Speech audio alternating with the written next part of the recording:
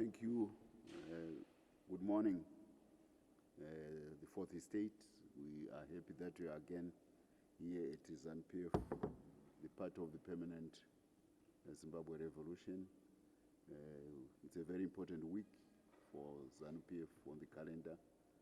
Is the independence of Zimbabwe, the celebrations which will be held in Mapisa, Mat South, and we are also having our international trade fair going on in Bulawayo. So this week and next week, all roads lead to Bulawayo. It is in the spirit of leaving no region, no one behind, that the president in his second republic decided that independence celebrations will be held in various centers of Zimbabwe rather than just confining to Harare. This reflects, of course, the unifying theme which has been the hallmark of the president since he ascended to power as the second republic. This is, I think, the third or fourth independence celebration we are holding outside of the capital, Harare.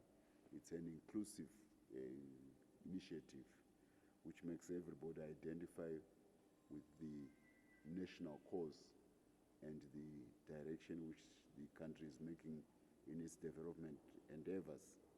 We owe what we are to the National Liberation War of Zimbabwe. It was a people's war, and by 1975, the guerrilla army was all over it. It was pervasive in its infiltration of the country, establishing even liberation zones. So the people of Zimbabwe identified themselves very much with the independence of their country. They paid a very high price for it. And when we take it to Mapisa, it is in that tradition of leaving no place and no one behind.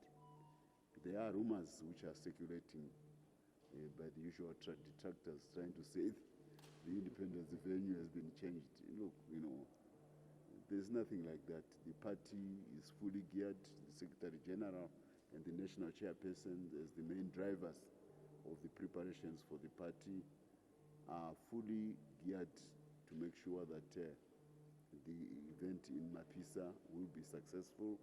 The government, as the one which is responsible for state occasions like this one, has assigned none other than Vice President Mohadi, and he has been there in Mapisa to make sure that all the organizational aspects of this independence celebration are in place in Mapisa.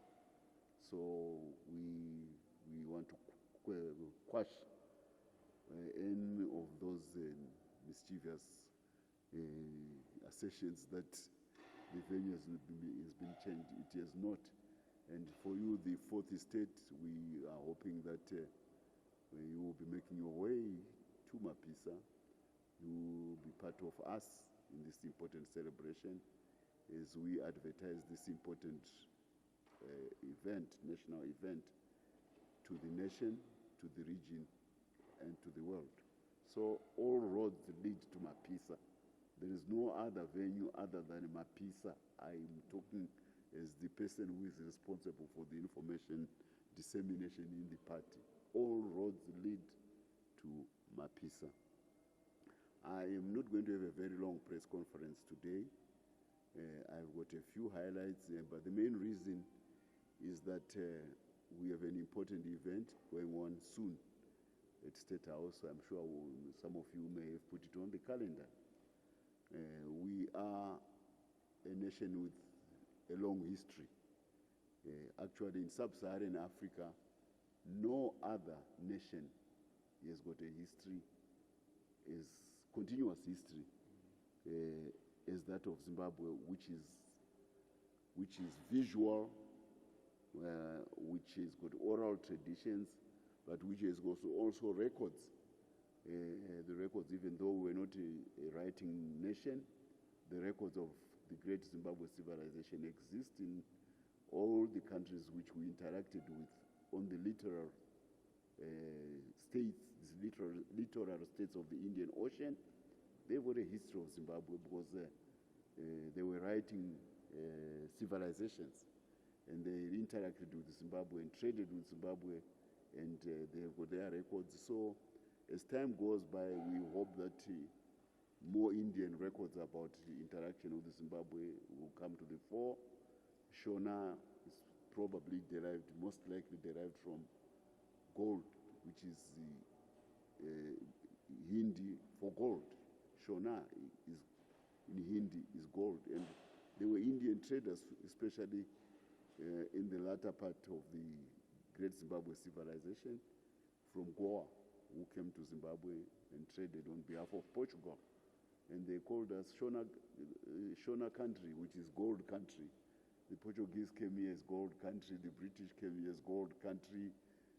So the Iranians who were here, it's gold country, the Egyptians, gold country, the Somalis, gold country. So this is the history of the Great Zimbabwe civilization. And when these birds come back, they've been plundered by the colonial invaders. It is a great moment for the people of Zimbabwe.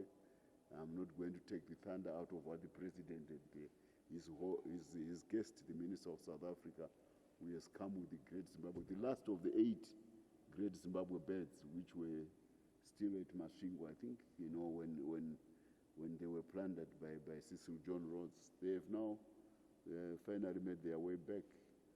But that is not the only symbol of the Great Zimbabwe civilization.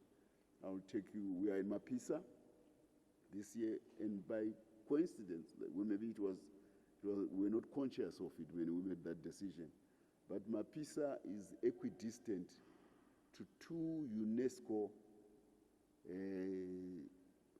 monuments of Zimbabwe, of the Great Zimbabwe civilization, which it's equidistant from Mapungubwe in South Africa, on the confluence of the Limpopo and the Shashi River, about 800 to 1100 AD.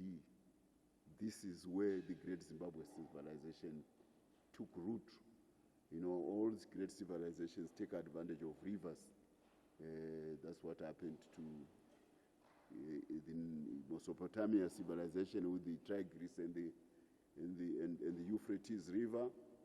There is the Chinese Yellow River civilization. There's the Egyptian. I should have mentioned that area as an African. The Egyptian civilization on the Nile Valley. Then there's the Indian civilization on the River Indus. The great civilizations which mark the jump of humanity from being food gatherers and hunters, to become agricultural and farming, and later industrial artisanal societies. The rivers played an important part, and the Limpopo River discharged a similar role with the Great Zimbabwe civilization. So Mapisa is about 100 kilometers or less from Mapungubwe in South Africa, just across on the confluence of the Limpopo and the Shashe River. That's where the Great Zimbabwe civilization starts. And whilst we are talking of the Great Zimbabwe birds, Mapungubwe had a gold rhinoceros, which was found when they were doing the excavation. And this is an area civilization, and it is very exquisite relic, which is treasured by the South African government. And actually one of the big awards is the Order of Mapungubwe in South Africa, which is paying homage to this Great Zimbabwe civilization, the beginning of the Great Zimbabwe civilization. But a little further north, again, same distance, is Kami, outside of Bulawayo. Yet another UNESCO heritage site, which goes back to the Great Zimbabwe civilization, which is the latter stage of the Great Zimbabwe civilization after Great Zimbabwe itself, Mutsvangwa. So even Mutsvangwa itself is not too far. So this is a region which is very rich in the culture and the traditions of the modern state of Zimbabwe. It makes us very proud about who we are. That's why the name of the country is called Zimbabwe. It owes to this Great Zimbabwe civilization. And when we go to Mapisa, ZANU-PF, We are not only talking about the achievements of the national liberation movement, which I alluded to earlier, of giving Africa its most capable and modern army to fight against an imperial power. That's what Zimbabwe did. And this is imperial power of Britain, the foremost empire of that time. You know, Zimbabweans fought against the cat's paw of the British army in Zimbabwe, imperial army in Zimbabwe, and we won. And along the way, we organized our society, we structured our society more than any other African country, because if you don't structure and get organized, you don't win a war against the foremost imperial power of the time.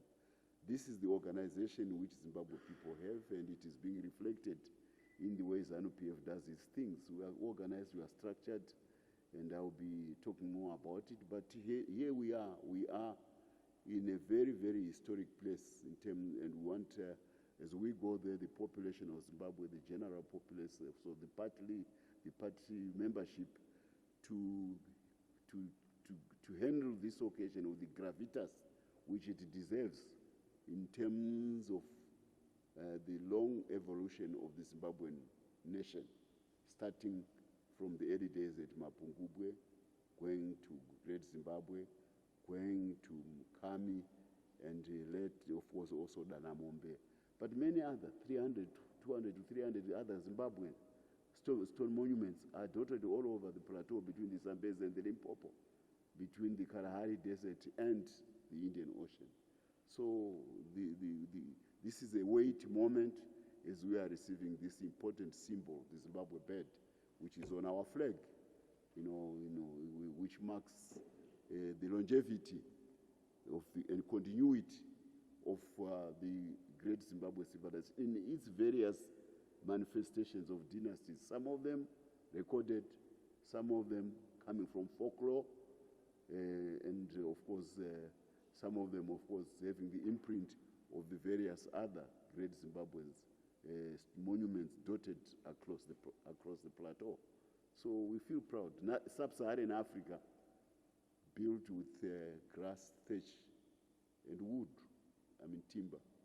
We built with granite, cutting, pouring water on burning granite, flaking it, then chipping it, then building those walls without cement, and they've got the endurance which makes UNESCO recognize the Great Zimbabwe civilization as part of the history of mankind. This is what we need, this pride amongst ourselves. The theme of our conference this year centers on competitive industries. Let me try. I need to be honest to the theme. My phone is not nearby, but Farai is going to help me now get it. The theme centers on the economic agenda of the Second Republic, where we are taking the country. And I'm very happy to say that this is coming at a time when we are confident. The country has become very confident about the economic course it has charted. The theme is that connected economies, competitive industries. This is from the ZITF side. I want to get it right. The ZANU-PF theme is sub-theme. The main theme is building connected, resilient, and competitive economies. This is our theme. Of course, it dovetails with the one by the ZITF. We are in an economic gear of progress. We were initially not sure when we started off in 2018. The president is open for business mantra. The president's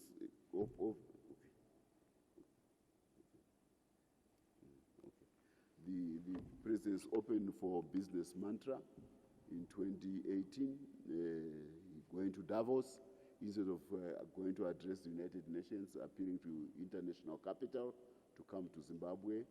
I remember his first visit to China as a president. He drove all the way to Chinese provinces by car, to go and see investors. He ended up in Zhejiang, which is one of the most dynamic and forward-looking investment provinces of China, Zhejiang in Hangzhou, where all the Jack Ma's and these guys come from.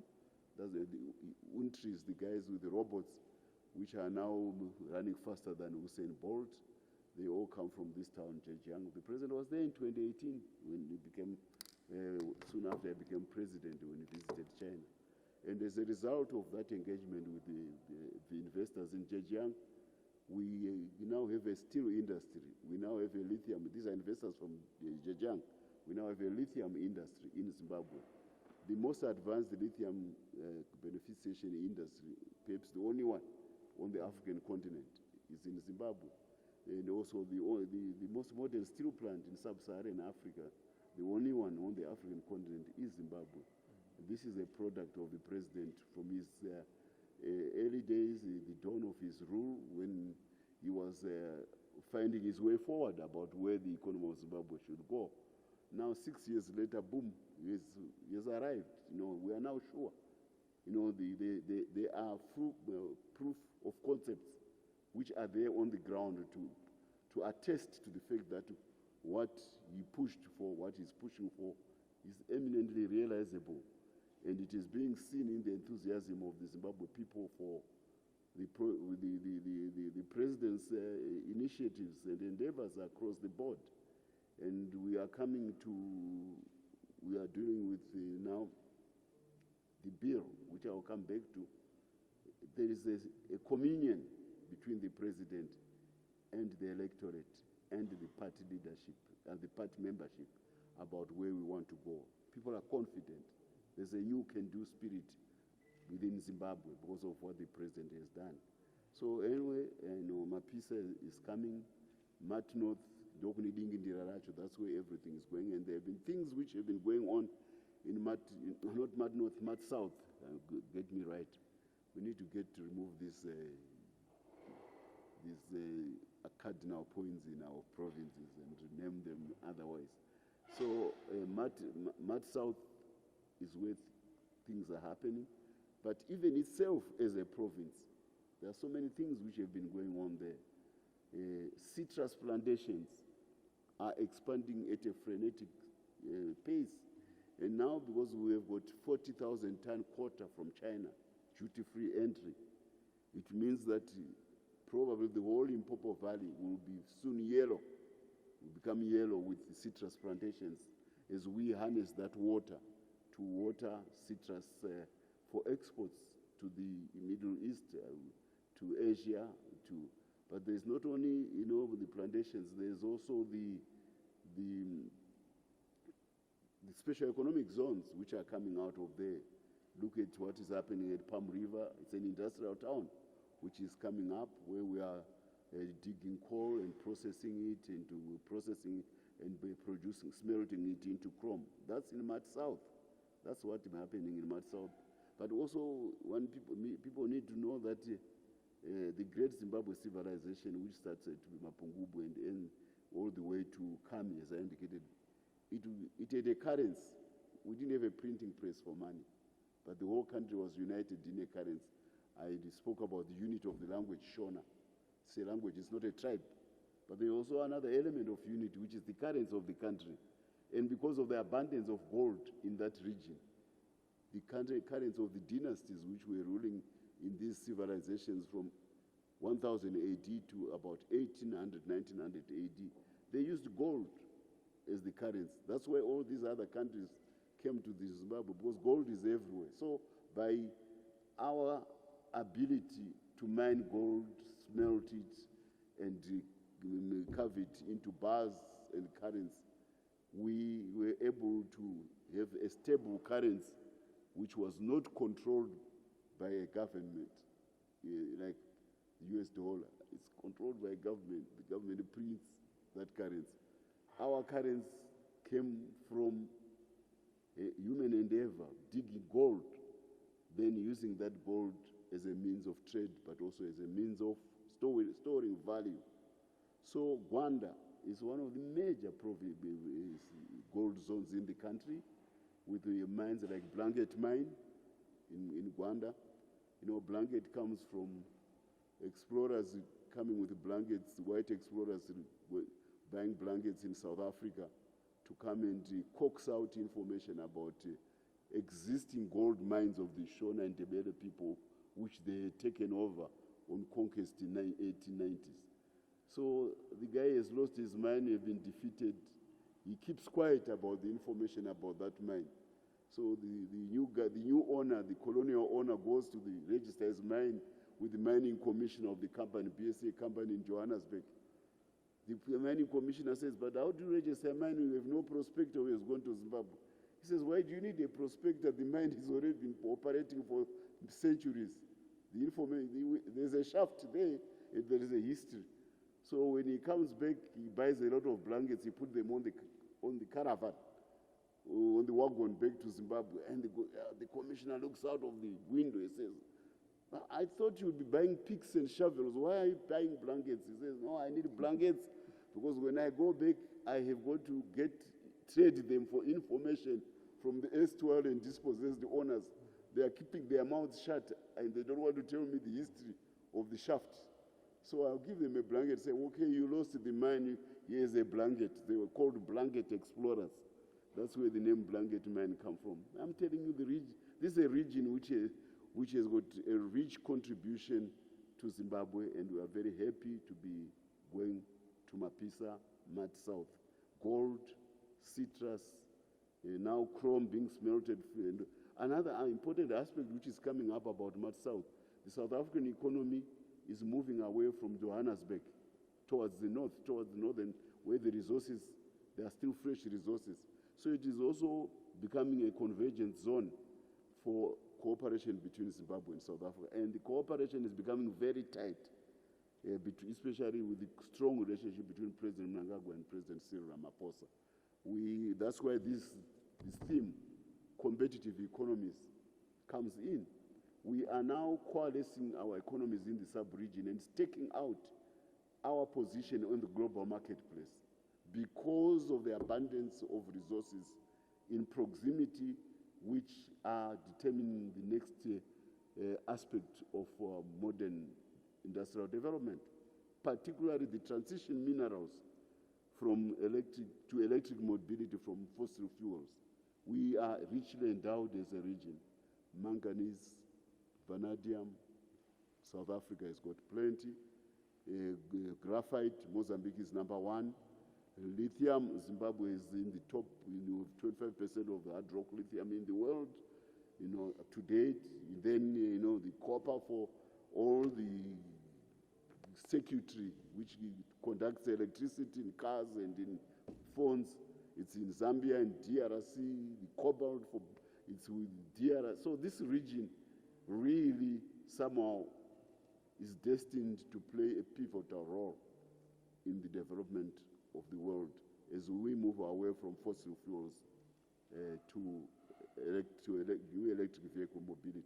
And Mat South is the natural linkage with our advanced industrial base in Africa, which is South Africa. This region is going to become the bridge.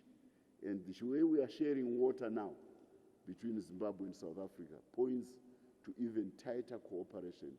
And this is the shared prosperity which we are talking about in the theme, and that's what our president is pursuing in this instance. So this is mainly a conference where we take stock about the achievements of the party to date through its executive agent, which is the government of Zimbabwe. Then we see what has to be tweaked, we see what has to be corrected, we see what has to be amplified to make sure that we deliver on the quest for prosperity, which is the only reason why young people from the Samora Machel, Soweto generation of the 1960s and 70s died. They offered their life because they wanted the prospect of prosperity denied by colonial administrations to be given to the African majority. So if we have to pay homage to them of the independence which they fought for, we only pay homage by making sure that we deliver on prosperity. And we want that prosperity to be world class. I want to say boys want to appropriate Africa, appropriate Africa. And we are very happy now that it's coming at a time when there is a vying for the attention of Africa by the major industrial economies. China showed the way. It showed the power of a good example by engaging Africa's development beyond NGO trinkets. And later, of course, because of China made so much progress, the erstwhile colonial powers realized that their templates were wrong. They've changed tech. They also want now to cooperate, and we are getting all sorts of good overtures from the European Union, which is the biggest trading bloc, but also the biggest source of funds for development in the world is the EU, because of course they went into industrial revolution earlier than us and accumulated capital more than any other region. But the most exciting one is the Trump administration and the new America. It has decided to say Africa is a place of opportunity. And this transactional diplomacy now is giving Africans another opportunity of engaging the number one economy in the world in a mutually rewarding manner. So we are spoiled for attention as Africa now. We are spoiled for attention. We are the only, we are the most beautiful girl in town, in the village today. This time we are the most handsome young men in the village, and everybody is vying for the attention of Africa, and what is left is for us to make sure that we put on our best disposition mentally, and our acute negotiating, our conscious negotiating skills, so that we extract value out of this jousting for attention from the major economies. But along the way, we also want to propel Africa to go back to these civilizations which existed before, when Europe may not have been at the same level as Africa. So it's the law of uneven economic development. Sometimes other countries go ahead of each other, of others, other regions go ahead of others. But this time Africa is there to make up for the lost time which made us be victims of colonialism, slavery, and other vices of the imperial era. So this is the Mid-South is going to be important in becoming a bridge to the most advanced economy on the African continent, as the attention of South Africa looks north. It is removing its Eurocentrism, which gave us the sin of apartheid. It is shifting to Afrocentrism, which comes from the National Liberation Movement. This is, that's by a world. There's another thing which I want to address. I've seen some reworking or reissuing of some of the statements, which I've made from this platform concerning the direction which Zimbabwe should go. I have spoken along the lines of the constitution of the party, along the lines of the tradition of ZANU-PF as a national liberation movement. And in all these instances, this has been after consulting with my principal, the President of the Republic of Zimbabwe, Comrade E.D. Mnangagwa. So if people are finding new value in some of the statements which I have found made in the past, it's okay. You should have seen the value when I issued them at that particular time. But it means you are catching up and you are recycling those videos. What is important is to know that they reflect the thinking of the president. He firmly believes in the universal suffrage. He firmly believes in the constitution of Zimbabwe, which he was a writer to. So those statements are an affirmation. If you are finding them of value, they are only an affirmation of the stance of the president. And if there were people who may have entertained the idea that they may have a platform to attack the president from deviating from the core principles of the constitution, as well as the tenets of the Zimbabwe revolution, No, no, no. The president is firmly anchored to those tenets of the party, to those traditions of the party. If you are recycling my statements, they are not new. They have been existing. Don't try to make them topical and try to use them in factional agendas. And I also want to appeal to those who may have had factional ambitions. The consultations of the Constitutional Amendment Bill have affirmed the people's wish, as expressed in the resolutions of the party, that the presidency rule must extend it to 2030. So, if you have had ambitions as a faction or whoever of trying to take over from him, just wait for 2030. It will come. It will not be removed from the calendar of Zimbabwe. It will still be there. Just make sure you keep health. And if you're a member of the party, just make sure that you maintain your standing in the party with the membership in good state, so that your candidates come 2030 can enjoy the support which it should. But don't try to make noises now, between now and 2030, because that door is going to be closed. We have not wanted as a party to officially to talk too much about Constitutional Amendment Bill. We have a team, our commissariat department, our administrative department. They are part of the consultations of Parliament. We respect the consultations of Parliament. So we are participating at that level. So there's no particular need at this stage for the president, or indeed for even myself, to continue to talk about this issue, because it's something which is in the process. Maybe it's even sub judice. There are even some people who have gone to the courts. So we don't want to pronounce, but let the process go through all the way to Parliament. Whichever way it ends up, we are very confident that the wish of the electorate of Zimbabwe and the wish of the party membership is going to endorse the continuity of President Mnangagwa's rule. Because he's doing so much good, we want assurances that we will continue on the path which we are pursuing right now.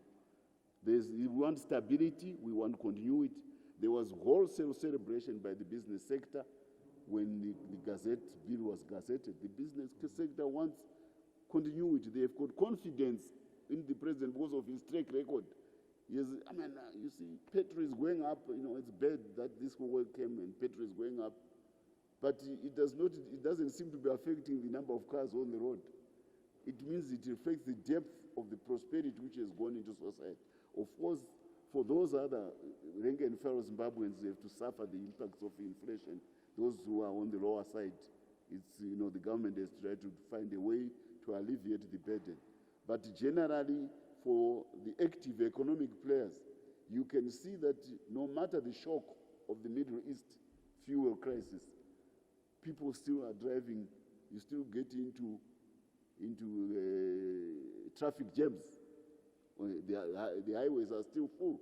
So this is a reflection of the economic depth of prosperity which has embedded itself in the Zimbabwean society. Because of President Mnangagwa's reforms, the despondence which was in 2017 is no longer there. There is a new can-do spirit which makes everybody wants to identify with Zimbabwe. And we are confident that even at global stage we will do well. The campaign to become a National Security Council member is going fine. We had the whole delegation from New York. Ambassador Mshayavana brought them here from New York, supporting Zimbabwe's candidates from the Security Council. I used to sit in the Security Council as a diplomat with the former president, foreign minister, Ambassador Mdenge. So this is the third time Zimbabwe will be given a chance to go to the Security Council of the United Nations. A country which is 47 years, there are 54 African countries. We are going there for the third time in a short 47 years. This may not have happened in the last decade of the First Republic. We were a shunned nation. We were a pariah country. But now everybody loves Zimbabwe. And we are confident that the quest for the Security Council will will succeed. It is a measure of the acceptance of our president on the continental stage, but also on the global stage. So I don't want to take more of your time. We are getting tight. You need to run. I've made sure that you can pass by. I'm hoping that you get my usual treat, but I don't want you to be late for the other event of the president at State House. It's very important that you record Zimbabwe as it gets its last of the 8 great birds which were stolen in the colonial era from Great Zimbabwe. I want to 1 or 2 questions before I go, before I release you to rush, but you can pass by Chicken Inn and get something for your lunch. Okay.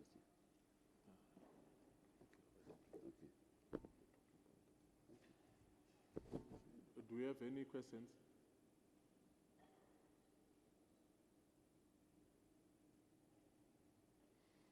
Sure, people are eager to rush to State Okay. House. So I think we want to rush to the return of the Great Zimbabwe bird. It's especially when we are talking of the repatriation of the heroes of the first Chimrenga. There's a lot which is going on now between our government and the British government to get Mashaya Mombe, who is the top general of the first Chimrenga. Everybody was going to Mondoro, to Mashaya Mombe during 1896, 97. Then Chingaira is his ally. Then there are others who were taken to England, but these are the 2 prominent ones. They will be coming back now, so that there's repatriation of our artifacts of that very painful period. So I don't want you to, Zimbabwe people want you to record that event and tell it to them. That's your job. I can't stop you from rushing there to go and discharge your responsibility of informing the people about their great tradition. But you see, Mapisa is there. All these things will be hovering in our heads as we go to Mapisa. All roads lead to Mapisa. Thank you so much.